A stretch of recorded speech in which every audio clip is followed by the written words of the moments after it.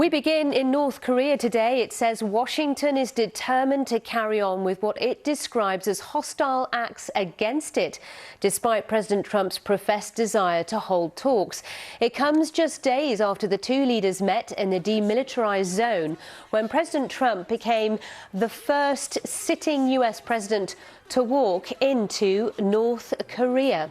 The duo agreed to continue talks on the country's nuclear program, but now Pyongyang's representatives to the United Nations says the US wants to undermine the peaceful atmosphere on the Korean peninsula and call on all countries to be vigilant. Well, let's talk through this with Dr. Robert Kelley, who's from the Department of Political Science at Pusan National University. Good to see you again. So what's your take then on this shift in tone on the part of North Korea? It seems we're back in the zone of angry exchanges.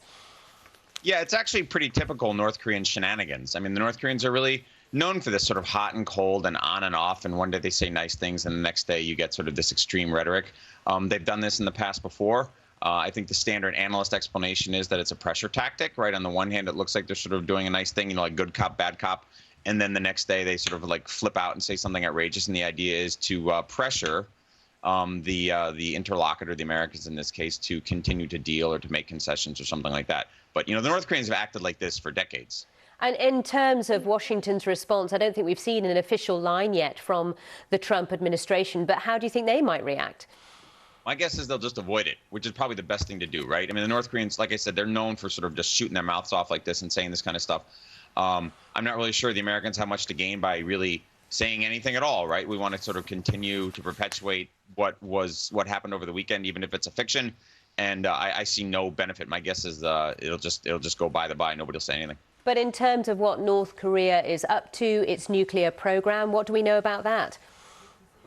Well, I mean, that's probably what this is designed to do, right? Is sort of like push the Americans, keep pushing the Americans, particularly on sanctions, right? We know that the North Koreans want sanctions relief, and we know that at the DMZ meeting on Sunday, the president said he would not do that. Right. So if you're the North Koreans, I mean, maybe you're sort of getting to the point where you're like, well, why are we meeting with the president? We've done this 3 times. Now it's supposed to be this big thing, and we're not actually getting sanctions relief. I imagine the North Koreans are getting a little bit upset about that, and they ultimately expect that these meetings are going to pay off in something for their side. And so far, not much has happened, right? There really hasn't been a deal for either side. But in the meantime, of course, we've seen Kim Jong-un meet with China's President Xi recently, and also President Putin recently. So they're really getting closer to their allies from that perspective, aren't they, whilst they're having this spat with Washington? Yeah, and that's actually pretty smart, right? I mean, if you're North Korea, the last thing you want to do is be stuck with one patron or one large state you have to go to. You don't want to be stuck always with the Americans or always with the Chinese. What you want to do is play all these guys off against each other, South Korea against Japan, against Russia, against China, and see what kind of deals you can get from all of them. And, you know, the North Koreans have also been doing that for decades and with quite some success. So we shall watch this space as ever. Dr. Robert Kelley, thank you for your time. Good to see you again. Thank you for having me.